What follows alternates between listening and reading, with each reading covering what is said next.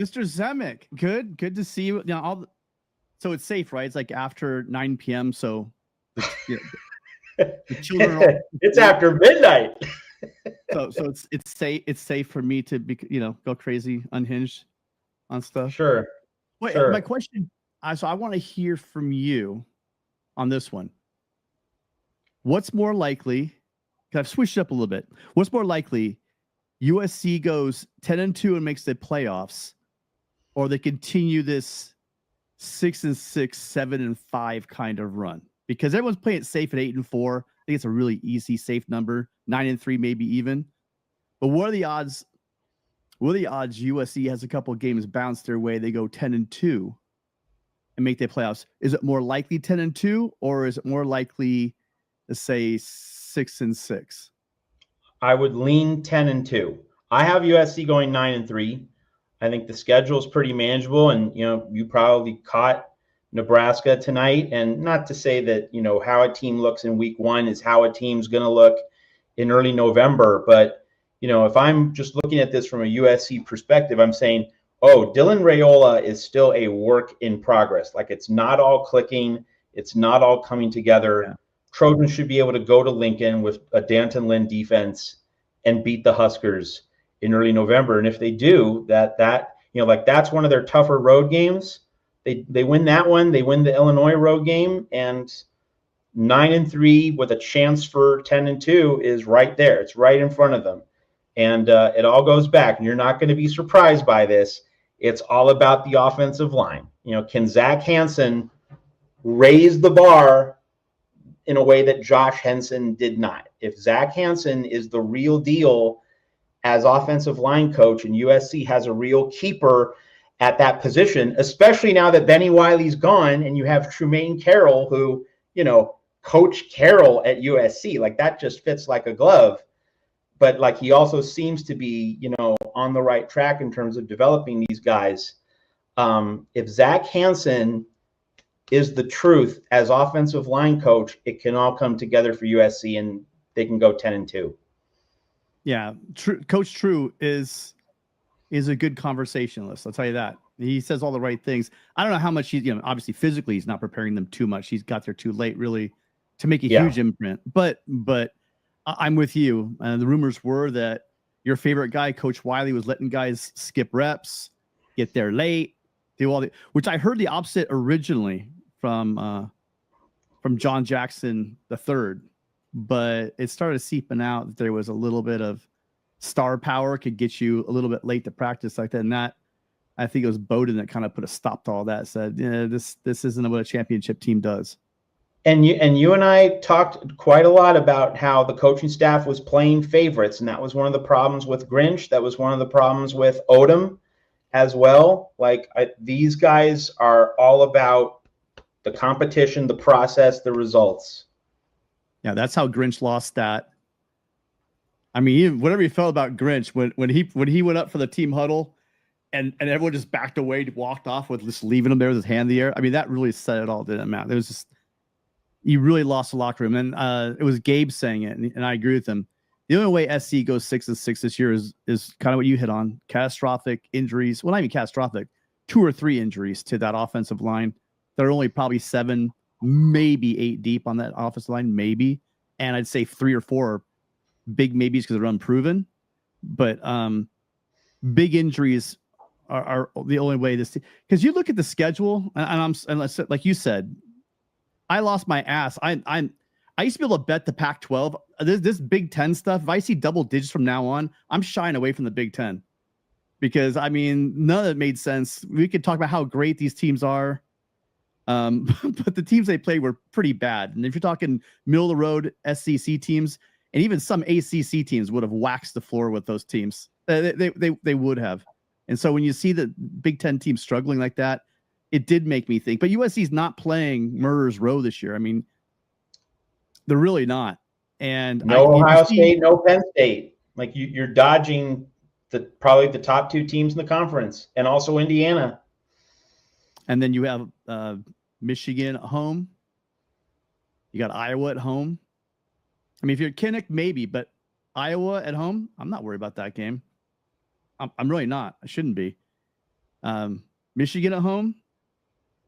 I'm not that worried about that game either. Michigan fans out there. I mean, we could have a conversation. That'll be fun because we'll be able to see it after SC goes to Illinois. We'll know what this team. We really won't know much until Illinois, but Illinois is going to be the revealer.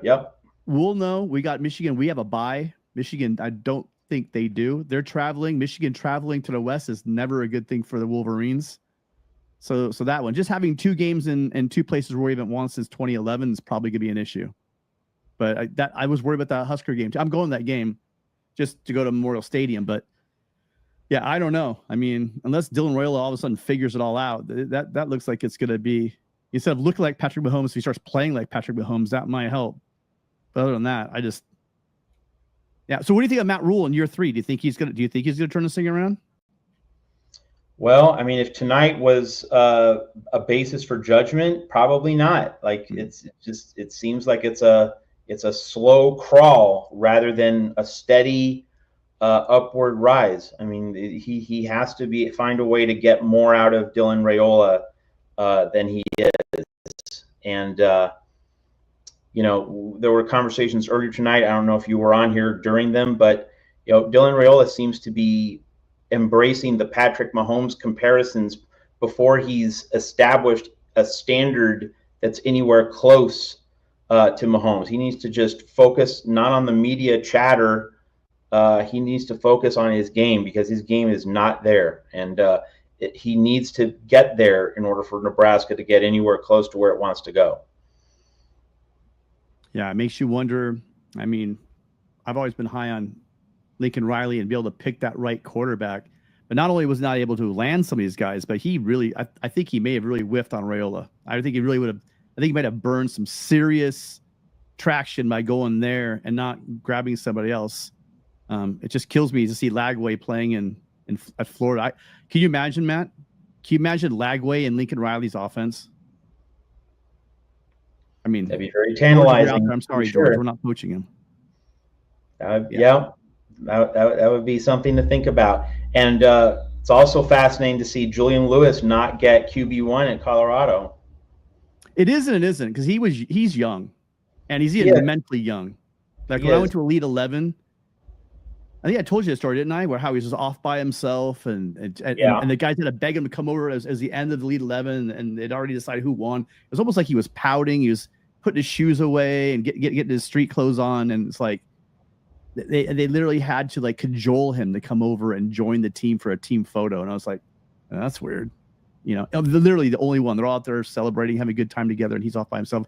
But I mean, a part of that I think was the maturity. I mean, at that point, he probably would have been, just barely a little over 17. The other guys are all, quarterbacks are always held back, so they're all 18, 19-year-old guys out there, and he's like the youngest one. I think he's gonna I think he'll be all right. He's gonna be a good quarterback. Just will he still be at Colorado when he gets that seasoning in? That's the question.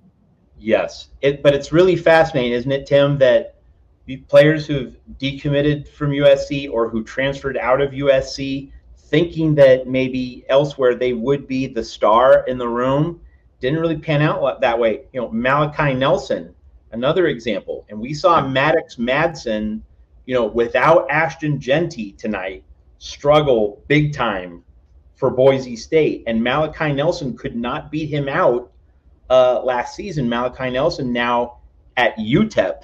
I'm sure that's not the career path that Malachi Nelson had, but just to reinforce the basic point, guys transfer from USC or decommit from USC, and Lincoln Riley thinking they can be the man elsewhere, and it's not panning out for them when they leave USC. Poor Quentin Joyner. I mean, I thought he was doing really well. That's unfortunate. Blowing his knee out. He was going to get his opportunity. That kid is really talented. But that's unfortunate. Speaking of kids, though, what do you think about the news about Tanook Hines coming out of nowhere? Because I mean, I've been at practice, and Tanooks look good, but I mean, they don't let us see much of anything anyway. Most of the team stuff's like behind the veil. But Tanook Hines being the named the third starter when everyone thinking it's gonna be Prince Strawn, over there for sure. I would guarantee. Early on was all about Prince Strawn. He's gonna be the guy, And then, Zacharias Williams, from Utah, and now out of the blue, it turns out to be true freshman to no kinds. And I don't know if you remember, but his uncle or dad, when we did the call-in show, would actually call in. So, which is weird. So, hey, just wait till he gets there. And we're like, yeah, okay, yeah, freshman. What's he going to do? Now he's starting game one.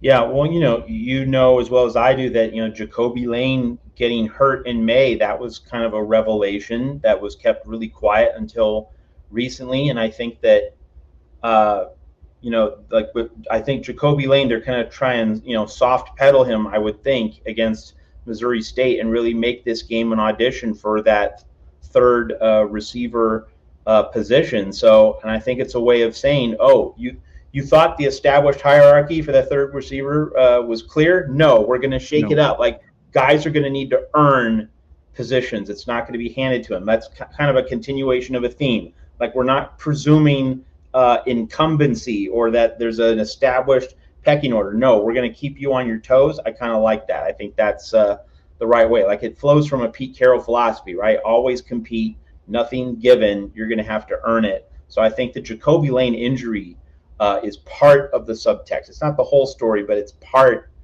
of the subtext for the third wide receiver position. And USC obviously needs to find that third option after Lemon and Lane. They have Jacoby penciled in as the starter for Saturday. So yeah, I think he might be used as a decoy a little bit in this game. He was running well. We were actually trying until they disclosed what it actually was. We were trying to figure out what he was doing. He was always off to the side, just had Gage Roy throwing the ball to him or whatever. And we're like, he looks fine. He's not limping. He's going over his head, so it's not his shoulder or a collarbone or something like that. We're like what the hell's his injury? Because all the way through spring, all the way through not through spring, sorry, all the way through fall, we didn't see him. And we're like, he doesn't appear to be injured, so it looks like I guess it's better to have a break back then than have some kind of soft tissue thing that might linger or be an issue. But all right, Matt, I saw you on. I had to jump on, say hello, and I had to get your prediction. Okay, last thing. So, how do you feel about the offensive line? This is something you and I have gone back on for like over 2 years now. How do you feel on a 1 to 5? I'm talking just the starters only. I'm not talking about the depth. The depth gets dodgy quick. But you're 1 through 5, and the fact that Keelan O'Connor got the nod over Big General Reed. What are your thoughts on that? Yeah, I'm going to say 3. And, if DJ Wingfield had been given eligibility, which, what an absolute injustice and outrage that is. It depends on your state. It depends on the judge in the courtroom. Absolutely bogus. But, with Wingfield, I would have weighed in at a 4. But without Wingfield, it's a 3. I'm not sold on Alani Noah. And just the fact that they're juggling centers. I mean, O'Connor the starter, but they want Reed to get some reps. Boy, at the nerve center traffic cop position, and you're not, just fully going with one guy. Like, that's what's preventing me from saying USC will go 10-2. I think there's just enough instability on the offensive line that I can't really get to 10-2. I'm landing at 9-3, and it's primarily because of the offensive line. But hey, Zach Hansen has a chance to prove me wrong, and I'm not thinking Zach Hansen's going to fail. I'm just we don't know it. He had a little bit of time at Tulsa in the past as an offensive line coach, but Tulsa's not USC, and we just got to see it. I was, I was pretty anti Josh Henson pretty early, pretty consistently. I'm not anti Zach Hansen, but it's an open-ended thing. We need to see it before we say, all right, USC's really turned the corner with its offensive line, and it's ready to go back to student body right 1979 and be a skull crusher again. Yeah, I'd like you to talk about Hudson Houck. He's got to prove he's at Hudson Houck. But Hansen, we know he can recruit. That's the one thing we do know. That guy can recruit. Yeah, between the tight end room and then what he's been doing on the offensive line with those tackles he's been bringing in, I feel really good about that. But yeah, we're going to see if it translates to the field. I mean, I feel really good about that left side. I think the left side of that line, I think if USC needs 2 yards, I don't think Huff's going to come up and stuff LaDale White with that left side. I think that left side's pretty solid. I don't. Yeah, I mean Definitely don't. Elijah Page's evolution is the best reason for optimism regarding the USC offensive line, no question. Well, and they're. I mean, they are. They are. I mean, more than talking, especially the coaches about Tobias Raymond. Just saying he's an absolute technician. I like him too. He put on good weight, and the thing about Lonnie Noah is that Washington game. You hate to blame anything on that kid, but that missed blocking assignment where he doubled that guy and let the linebacker who had like 1,000 tackles in that game just shoot that gap to end that game. Really, Lonnie did that a lot, but he's been struggling with things off the field. He lost both of his parents and stuff like that. So, but yeah, he came to camp in the best shape he's ever been in. Like he's really shed all that baby fat and that just bad fat. So, I mean, that doesn't make you, you're clean with your assignments and your handoffs, but it does show that he's got his head in it and that he's matured physically. I mean, I've never been worried about him physically. It's been always more about a mental, if he can actually get those assignments. And I think that's why Killian O'Connor, I do believe that why Killian O'Connor is starting at center in these earlier games, because I know he'll get the line calls right. I'm wondering if they want to make sure that happens.